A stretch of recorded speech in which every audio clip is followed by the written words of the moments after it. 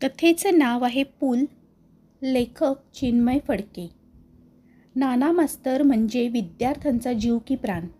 गणित शिकवण्यात यांचा हात कोणी धरू शकत नव्हतं. नाना मास्तरांनी सांगितलेला अभ्यास सर्व विद्यार्थी बिनचूक करून आणत. याला अजून पण एक कारण होतं. मास्तर रोज 1000 सूर्यनमस्कार घालायचे. घरात व्यायामाची जागा, हात आणि गुडघे घासून खड्डे झाले होते. अशा अफाट ताकदीचा प्रसाद खाण्यापेक्षा अभ्यास करणे सोपे होते. मास्तर भरलेली कळशी तोंडाने सुद्धा उचलू शकत. नदीवरून पाणी आणताना डोक्यावर एक व दोन्ही पंजात एक एक हंडा भरून चढावरून घरापर्यंत सहज 10 खेपा घालत. मास्तर कशालाच भीत नसत. मास्तर चपळ व पंजाची पकड पण मजबूत. त्यामुळे पळता नाग ते सहज पटकन झडप घालून ते नागाची मान पकडत. रुमाल चावायला देऊन ते विषारी सुळे तोडत व सोडून देत. गावातील अनेक लोक त्यांना नाग पकडायला सुद्धा बोलवत असत. गावातील भूते पळवणे म्हणजे तर मास्तरांचे आवडते काम. कोणी म्हणलं मास्तर तिकडे भूत आहे की मास्तर लगेच तिकडे हजर. एकदा खालच्या आळीतला भिकाजी अंधार पडता मास्तरांकडे घाबरत घाबरत आला.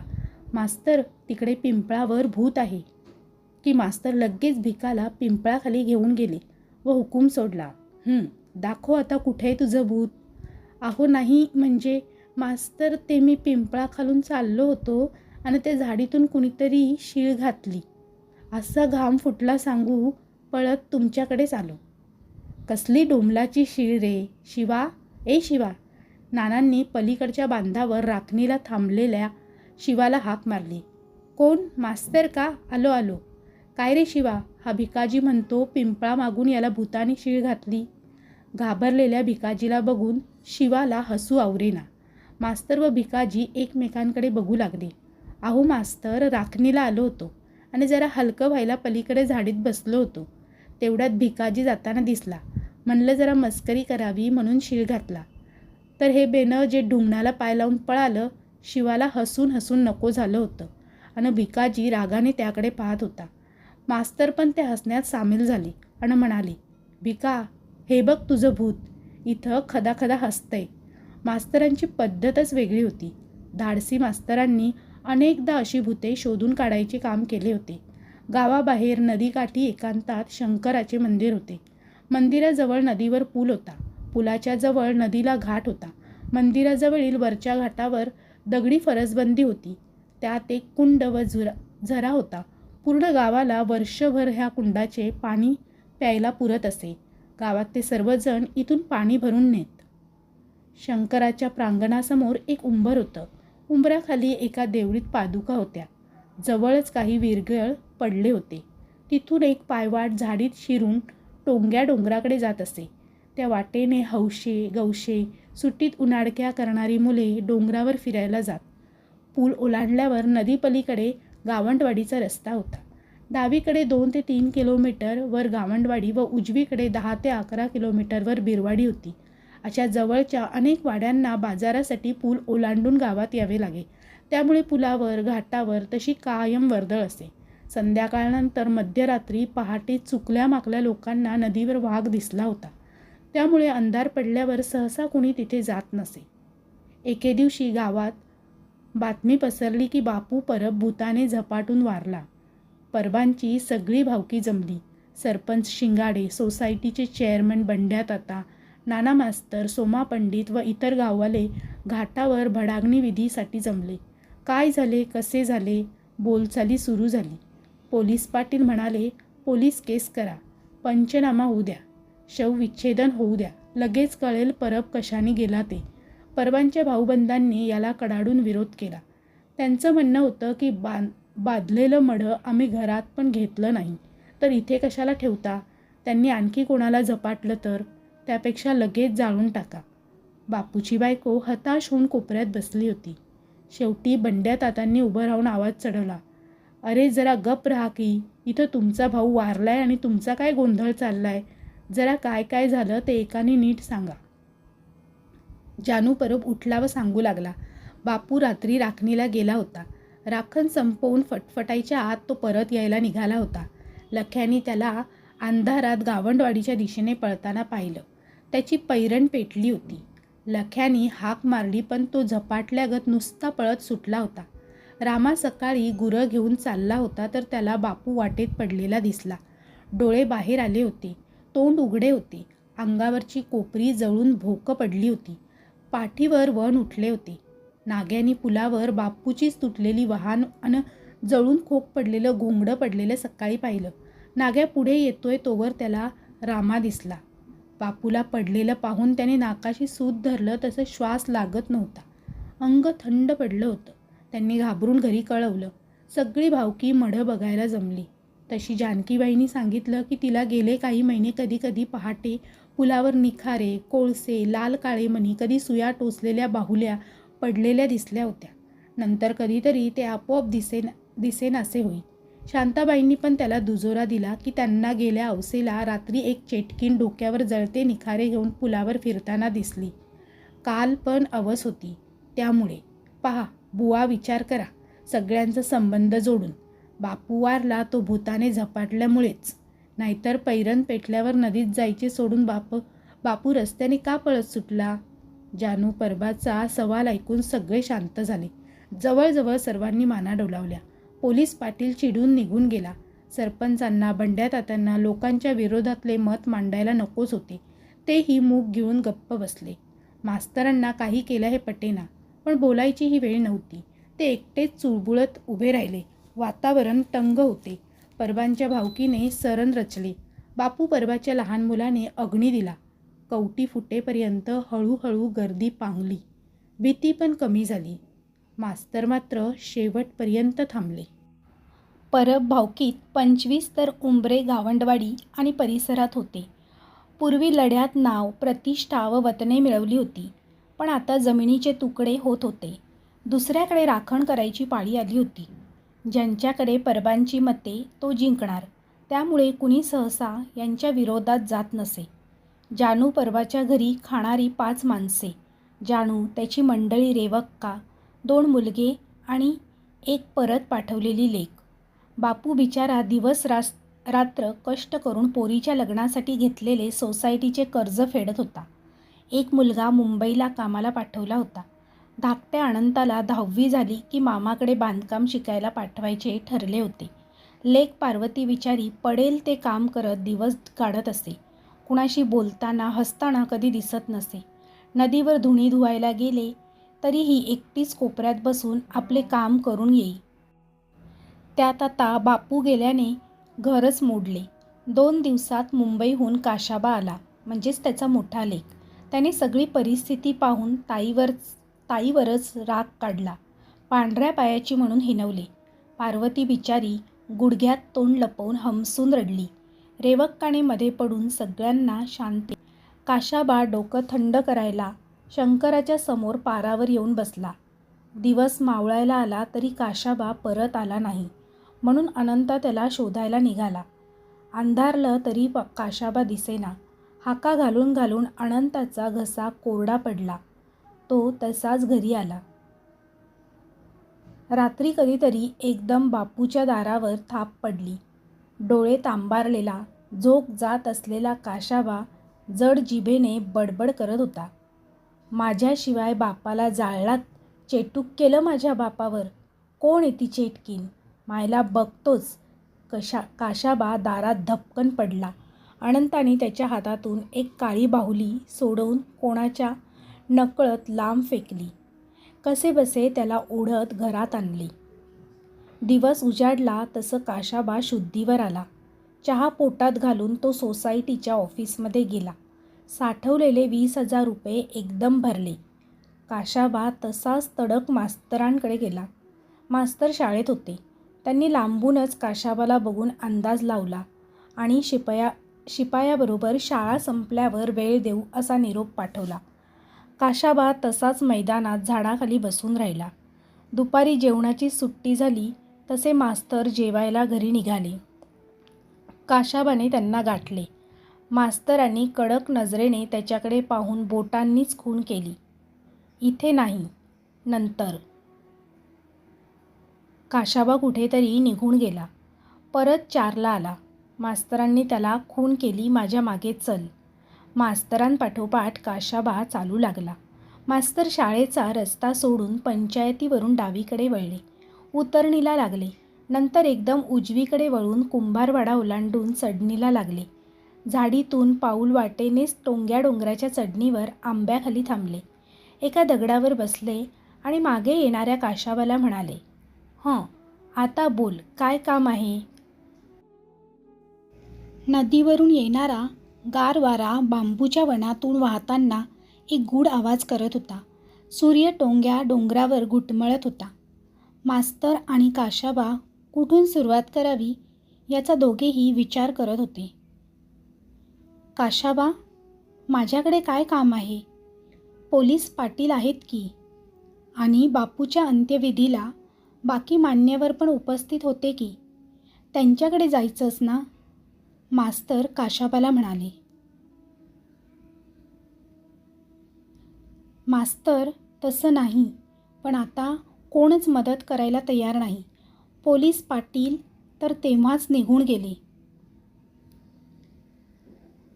एवढं वाटत होतं तर त्यांनी खेडला पोलीस स्टेशनला जाऊन तक्रार देऊन जायची होती की, पण ते असेच निघून गेले होते. पण त्यांनी कच खाल्ली. सरपंच शिंगाड्याला वाटतंय परब भावकीच्या विरोधात बोललं तर मतं जातील. तर तुम्हाला माहीत आहे, कर्जाचे पैसे बुडतील म्हणून आले होते. आज जाऊन भरले सगळे पैसे त्यांचे. बापू गेले ते गेले, लोक पण काय काय बोलायला लागलेत. भावकीत कुणाचं काय आणि कुणाचं काय. जानकीबाईंनी सांगितलं, पुलावर सुया टोचलेल्या बाहुल्या पडलेल्या दिसल्या. तर बाकी बाया बापे पण पुलावरून जातात, त्यांना का नाही दिसलं असं काही? शांताबाई म्हणतात त्यांना गेल्या औसेला रात्री एक चेटकीन डोक्यावर जळते निखारे घेऊन पुलावरून फिरताना दिसली. आता डोक्यावर निखारे घेऊन चेटकीन कशाला फिरेल? आणि फिरली तर एकट्या शांताबाईंनाच कशी दिसली? काशाबा म्हणत होता. आणि खरंच कुणी असं फिरत असेल तर? काशाबाचा आवाज कल्पनेनेच कापू लागला.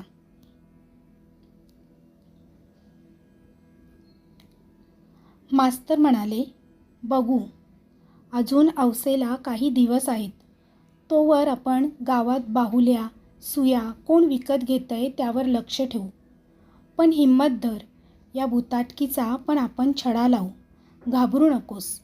मास्तरांनी काशाबाला दिलासा दिला. काशाबा त्यानंतर शहरात गेला नाही, गावातच राहिला. अनंता आणि तो दोघेही गावातल्या दुकानात लक्ष ठेवू लागले.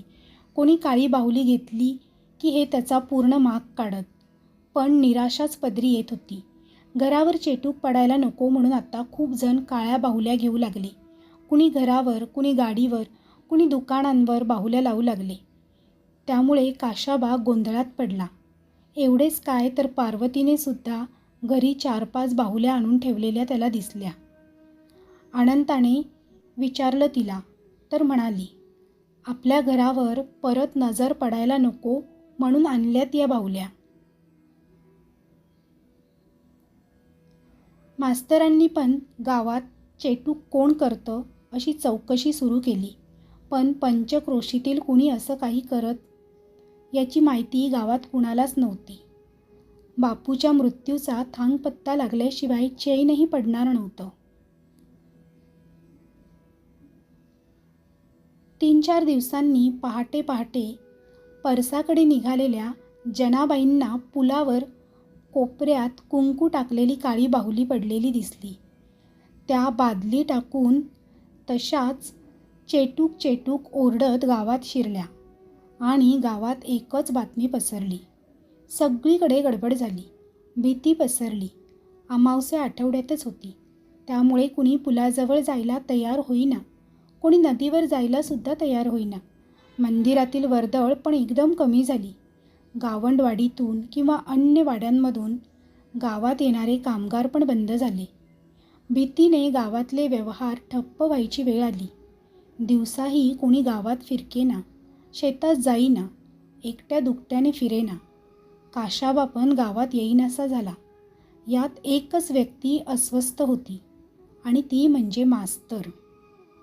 मास्तर सर्वांना सांगत होते, असं काही नसतं, उगाचच घाबरू नका. पण यावेळी काही लोक ऐकायला तयार नव्हते. शेवटी जीवाचा प्रश्न होता त्यांच्या. मास्तरांनी स्वतःच या प्रकरणाचा छडा लावायचं ठरवले. त्यांच्या मनात एकच गोष्ट होती की आपल्या गावात चेटूक होणे शक्य नाही. कारण तसे होत असते तर आधी काहीतरी सूचना कळली असती. एखाद्या तरी व्यक्तीविषयी माहिती नक्की मिळाली असती किंवा कळली असती. पण पंचक्रोशीत एकही अशी व्यक्ती नाही की जी चेटूक शिकली असल्याचे आजपर्यंत ऐकले आहे. त्यामुळे आता स्वतःच जाऊन काय ते बघू, असे त्यांनी मनाशी निश्चय केला आणि त्यांनी असे मनाशी ठरवले.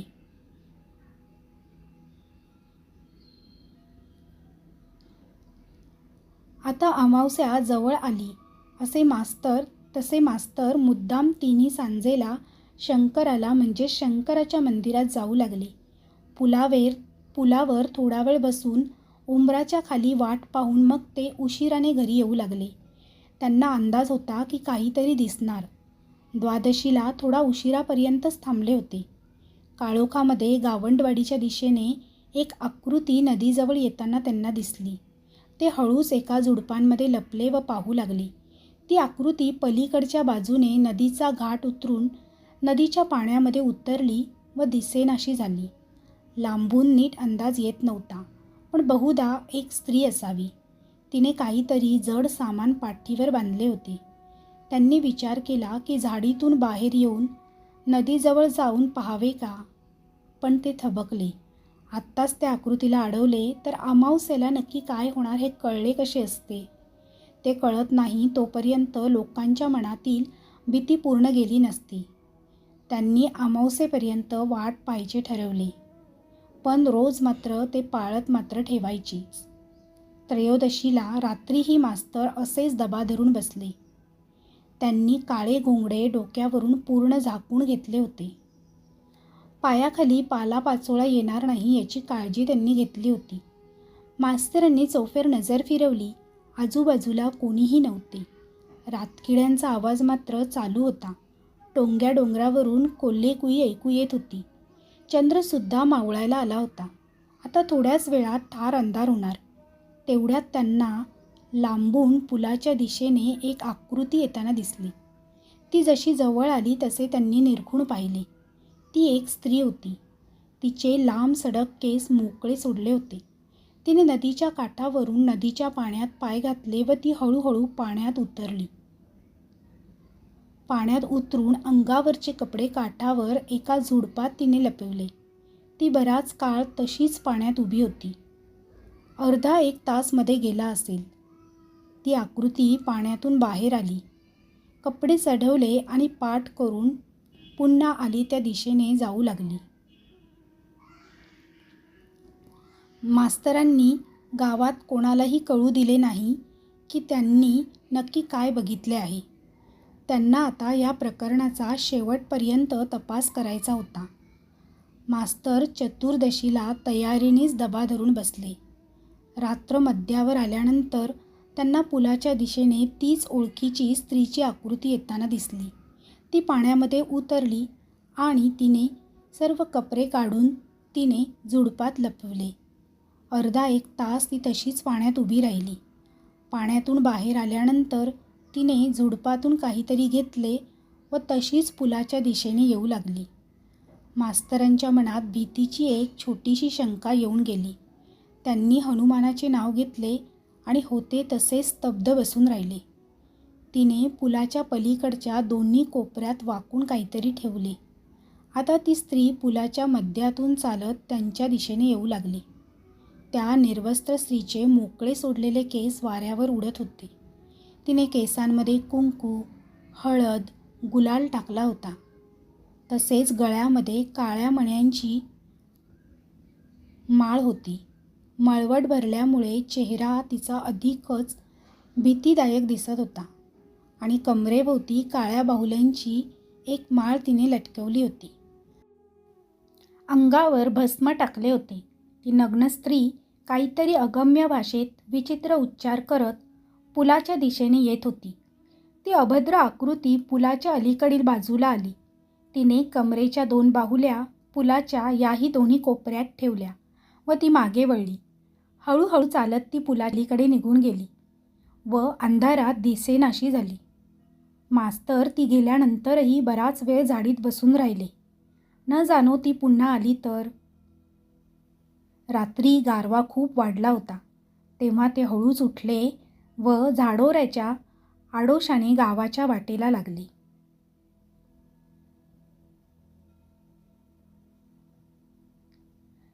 मास्तरांना अमावस्येची भीती वाटत नव्हती. त्यांना चेटकिणीची भीती वाटत नव्हती. पण काल त्यांनी जे पाहिले तेही त्यांच्या डोळ्यासमोरून हलत नव्हते. सकाळी रोजच्याप्रमाणेच त्यांनी व्यायाम, पूजा केली. दिवसभर त्यांनी कालच्या दृश्यावर विचार करण्यात घालवला. कशीबशी शाळा उरकली आणि घरी आली. देवासमोर बसून त्यांनी नित्यपाठ म्हणला. संध्याकाळ उलटेपर्यंत ते तसेच बसून होते. मग त्यांनी हलका आहार घेतला आणि ते काहीतरी निश्चय करून उठले. मास्तरांनी अंधार पडल्यावर हातात पांढरीची काठी घेतली. एक बादली घेतली. पायात वहाणा घालून डोक्यावर घोंगडी घेऊन ते घराबाहेर पडले. थोड्याच वेळात मास्तर नदीतीरी उंबरापाशी पोचले. त्यांनी नदीतून बादली भरून पाणी आणले व उंबऱ्याजवळ ते झाडीत गेले. त्यांनी शेजारी झाडीत शिरून जागा साफसूफ करून घेतली व तिथे ते दबा धरून अगदी धीराने बसले. पांढरीची काठी हातात घट्ट धरून ठेवली. बादली शेजारी ठेवून दिली आणि सगळं घोंगडीने झाकून घेतले. आता चंद्रास्त झाला होता. आकाशात चांदण्या लुकलुकत होत्या. मंद वाऱ्याबरोबर कुठून तरी काहीतरी जळाल्याचा वास येत होता. टोंग्या डोंगरावर कोल्हेकुई जरा जोरातच चालू होती. तिथून गावंडवाडीतील व बीरवाडीतील दिवे हलताना दिसत होते. मध्यरात्र झाल्यावर त्यांना लांबून पुलापलीकडून ओळखीची स्त्री आकृती येताना दिसली. हळूहळू ती आकृती मोठी होत गेली आणि ती नदीत उतरली. अंगावरचे कपडे काठावर काढून त्या आकृतीने ठेवले आणि थोडा वेळ ती नदीत दिसेनाशी झाली. ती पाण्यात उभी राहिली आणि तोंडाने काहीतरी विचित्र उच्चार तिचे चालू होते. त्यानंतर ती तशीच बाहेर आली. पलीकडील झाडीमुळे काही काळ दिसेनाशी झाली. थोड्या वेळाने ती झाडीतून बाहेर येत चढून पुलावर आली. पुलाच्या चारही कोपऱ्यात तिने काहीतरी भयंकर उच्चार करत काळ्या बाहुल्या ठेवल्या आणि ती परत फिरली. थोड्याच वेळात पुलाच्या पलीकडे तिचा मंद तांबूस उजेड दिसू लागला आणि ती परत येत होती. मास्तरांचा श्वास वाढलेला त्यांना स्वतःलाच जाणवला. त्यांनी काठीवरची पकड मजबूत केली आणि ते हळूच पाय बदलून पवित्र्यात बसले. एका हातात त्यांनी बादलीची कडी धरली आणि घोंगडे किंचित सरकवून त्यांनी ते खांद्यावर घेतले. ती आकृती आज अधिकच उग्र, भेसूर दिसत होती. तिने विवस्त्र देहावर कुंकू, राख पसरवली होती. मोकळे केस वाऱ्याने पिंजारले होते. केसात एक चमक होती. डोळे मोठे करून तोंडाने काहीतरी अभद्र उच्चार चालू होते. तिने दोन्ही हातात काळ्या बाहुल्या घट्ट आवळून पकडल्या होत्या. ती हाताने लयबद्ध हातवारे करत होती. डोक्यावर पेटते निखारे एका शेगडीत तिने ठेवले होते. त्यांच्या ठिणग्या वाऱ्याबरोबर कडकड आवाज करत सर्व दिशांना उडत होत्या. ती आणखी जवळ आली. मास्तर झाडीतून सर्व पाहत होते. तिच्या नजरेला नजर देणंही त्यांना अवघड गेलं. तिने पुलाच्या अलीकडे येऊन एक प्रदक्षिणा पूर्ण केली आणि ती उलटी वळली. मास्तरांनी तिला 5-6 पावले दूर जाऊ दिले. तिची मास्तरांकडे पाठ होती. मास्तर झपकन उठले. त्यांनी एका हातात पांढरीची काठी व दुसऱ्या हातात बादलीचा तोल सांभाळत लांब ढांगा टाकल्या. त्यांनी पळत पळत तिला गाठले. तिला मागे कुणीतरी येतंय याचा सुगावा लागला. तिने मागे वळायला सुरुवात केली. एवढ्यात मास्तरांनी बादली तिच्या डोक्यावर उपडी केली. थंड पाण्याचा बदका पडताच निखारे विजून चुरचुरले. धुराचा व वाफेचा मोठा लोट उठला. तिच्या अंगावरचे कुंकू धुवून सगळा पूल लाल लाल झाला. ती अचानक झालेल्या हल्ल्याने बिचकून पुलावर पडली. मास्तरांनी पांढरीच्या काठीच्या फटक्याने तिच्या दोन्ही हातातील काळ्या बाहुल्या लांब भिरकावल्या. त्यांनी तिच्या विवस्त्र देहावर पटकन घोंगडी टाकली आणि काठीचे 2-3 तडाखे लावले. ती जोरात विवळली. आई आई ग, मेले, वाचवा. तिची किंकाळी संबंध डोंगरात घुमली. तिने घाबरत घोंगडी अंगाभोवती सावरून घेतली व टाचा घासत मागे सरकून ती पटकन उभी राहिली आणि पळू लागली. मास्तरांनी तिच्या पायात काठी घातली तशी ती पडली. मास्तर तिच्यावर खेकसले. कोण आहेस तू? इथे काय चाललंय? रडवेला झालेल्या तिने हातानेच नको नको केले. मास्तरांनी हवेत काठी उगारून परत खडसावले. बोल पटकन, का देऊ अजून 2 फटके? ती घाबरून मास्तरांचे पाय धरू लागली. सांगते सांगते मास्तर, पण मारू नका. मास्तरांनी तिला बकोटे धरून उभे केले. तिने अंगाभोवती घोंगडी गुंडाळून घेतली. मास्तरांनी काठीने ठोसून ठोसून तिला पूल ओलांडायची खूण केली. मास्तर तिला तसेच ढकलत शंकराच्या मंदिरात घेऊन गेले.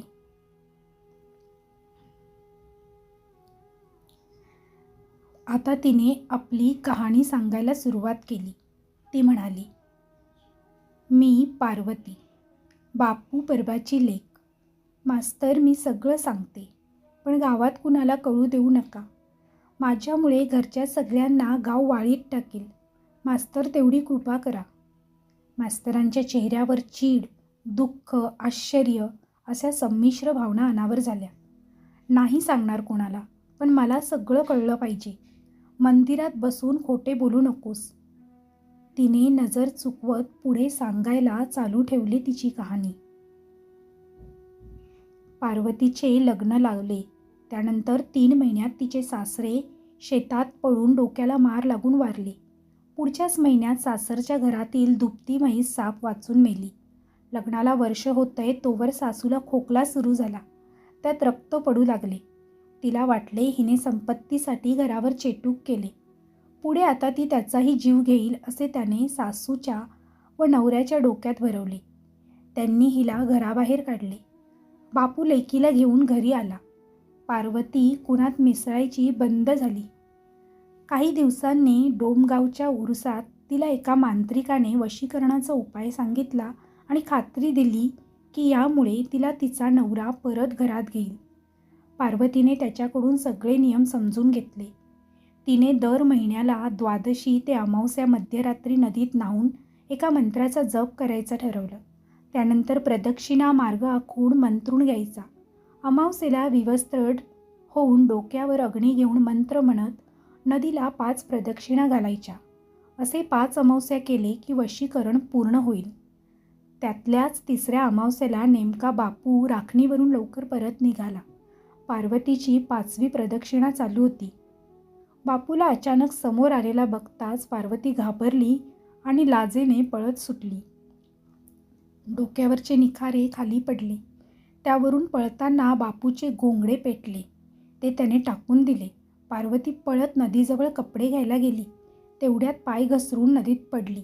सर्व अंग धुतले गेल्याने चेहरा ओळखू येऊ लागला. तिने कसेबसे लुगडे गुंडाळले व ती पात्रातून बाहेर आली. तेवढ्यात घाबरलेल्या बापूने तिला पाहिले. नजरानजर होताच बापूला धक्का बसला. आपली पोरगी हे असलं वंगाळ काय करतीये? बापू तिच्या मागे पळू लागला. त्याने तिला हाका मारल्या. पारू थांब, मला सांग काय झालं, थांब. पण पार्वती भीती व लाजेने चूर होऊन पळत सुटली. अचानकपणे मानसिक धक्का बसलेला बापू लेकीला काळजीने आर्त हाक देत होता. पण पार्वती मागे न बघता पळून गेली. मागे पळणारा बापू अचानक थांबला. त्याला अचानक चक्कर आल्यासारखे झाले.